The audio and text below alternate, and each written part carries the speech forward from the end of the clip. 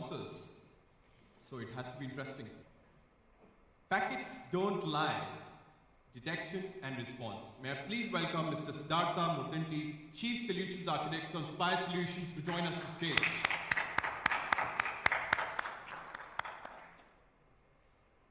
We need to have music in the background, Mr. DJ. The title sponsor here, they have to. Come on, they need a grand entry. Here we have a mic for you.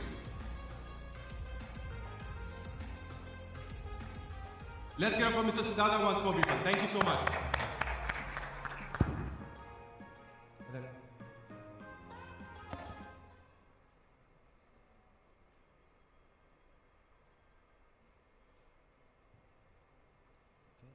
Screen's flickering, that's the welcome I get. Nice.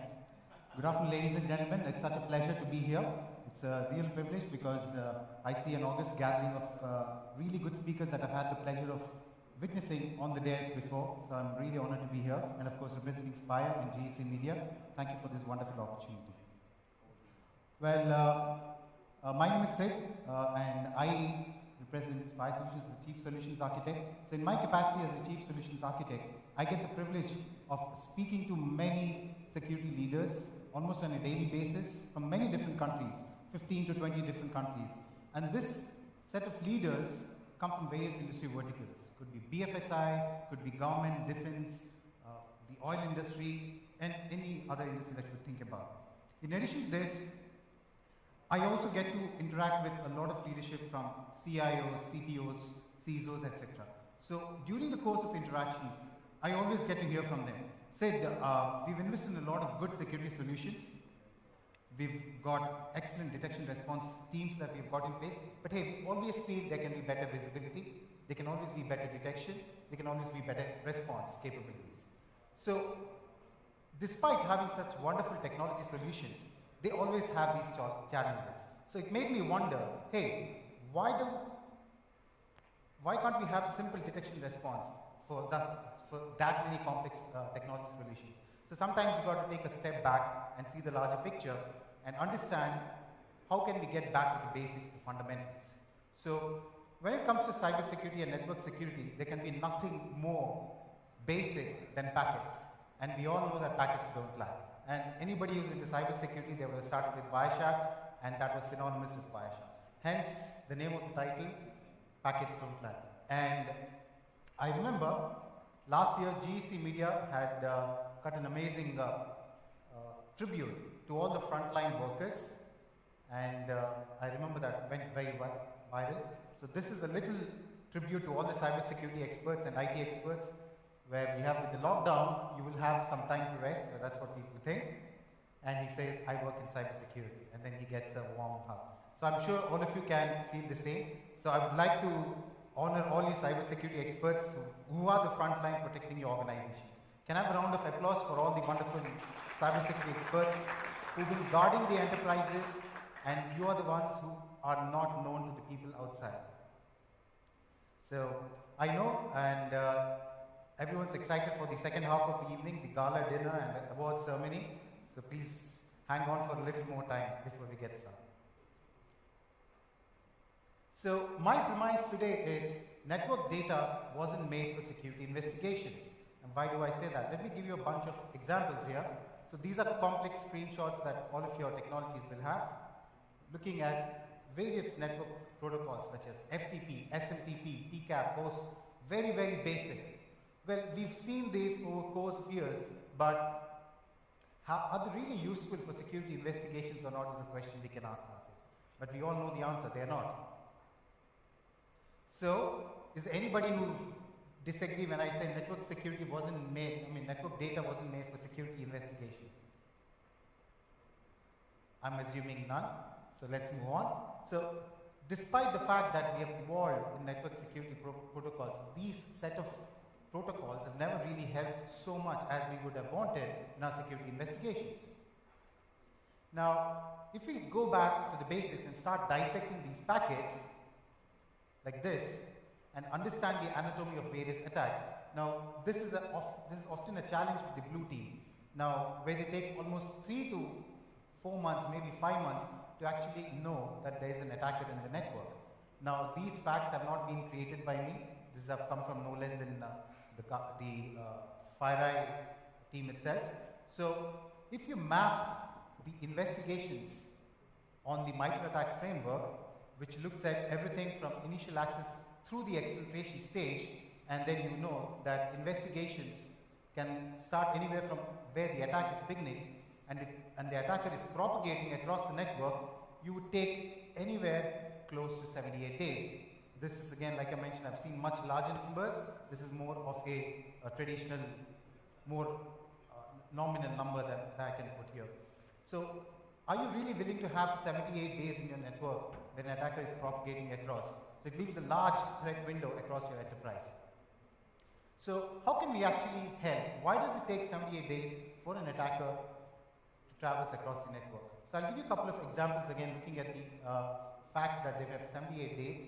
Now, when we look at threat detection, response, and hunters, these are the three teams which would actually go after identifying the attackers, right? At the threat detection, we have team members who are staffed superstars, but unfortunately, they will not have full visibility on your network. They're only looking at certain packets, just like IDS may not have full visibility on the network, and they're mostly chasing the false positives. They're inundated with lots of false positives. And then we go to responders. They're again inundated with lots and lots of alerts, and they miss the true positives. And of course, the hunters, the champs, but then they're always faced with large blind spots. I mean, blind spots are understandable, but if you look at the picture there, it's a huge blind spot on either side. Why is that again? Because they can't spot the traffic due to various, maybe they don't have network sensors placed in the right places of the network. So these are the challenges, again, that the blue teams are always facing. Moving on, I'll give you an example of an investigation which is spread across, again, 3 different months, Feb, March, and April, and knowing the fact that it takes about 78 days, close to 3 months. Now you see, if you're looking at device health logs, I mean, a lot of organizations have already invested in good security solutions. Well, you can have locations in US, Brazil, wherever your IT systems are located. But hey, what's the guarantee that all the IT systems are reporting back to the central management console? Even if they do, are you able to stitch them together so that it makes sense out of the data? So that leaves a big visibility gap across your enterprise. Now, I've also had leaders who said we've invested in NetFlow technologies. Great. NetFlow is always a good solution, there's no doubt about that. But it is like peeping through a keyhole and getting a tunnel vision of what you can see of the enterprise. That's about it. And it's not always a continuous stream of data which is coming to NetFlow. So again, that leaves a big challenge for NetFlow-based investigations. Now, moving on to the third piece, which is packet capture. Well, there has always been a joke, right, on packet captures, the legendary PCAPs as we call them. You either PCAP it or it never existed. So if you don't store the PCAPs forever, you don't have the data for investigations. So PCAPs are amazing, provided you save them. But I know organizations don't save them for more than 10 days, maybe 15 days. Good enterprise will probably store them from 15 days. So that poses a major challenge again. So you can have amazing set of PCAPs, but if you see the big blind spots, you never know what happened in Feb, what happened in March, and you would only see what happened in April, not to a minuscule amount of what data you have actually saved. So after again 78 days that you've discovered, but you really don't know what happened in the backstory there. So packet capture has a long-term memory loss. So all 3 cases that we have seen, we have challenges with real network-based investigations.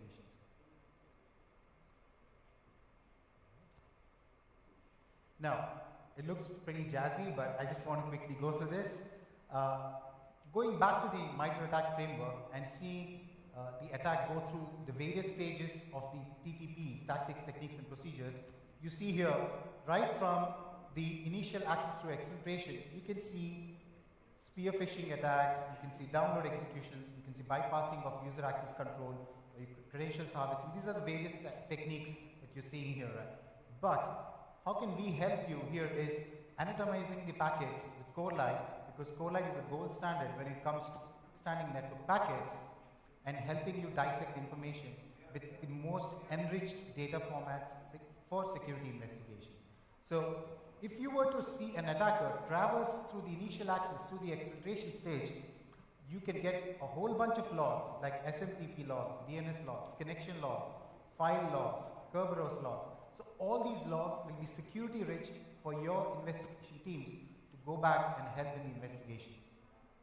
Now, what is the advantage with this is now we are cutting down that so-called 3 months time of investigation threat window to dramatically where it's probably at the initial stage of privilege escalation or persistence, or any stage where your investigation is leading you to the backstory.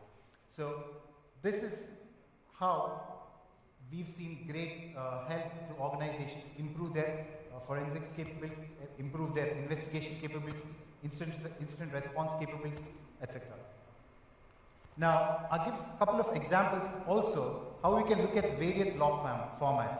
While by default, Corelight produces over 70 plus different logs. Well, that's a lot to discuss today evening. But the important thing here is I picked 5 different logs which could help your threat analysts investigate faster and precisely.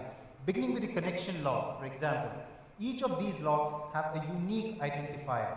So this unique identifier would go back and connect with, let's say, a HTTP log, which would then pick up to the DNS log and move to files log and SMTP log, for example.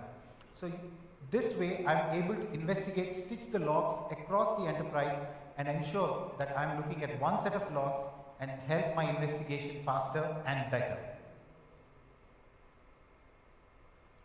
So this way, we're able to transform the raw packets that we talked about, the packets that we've been talking from the beginning, into something that you wanted always, which is answers.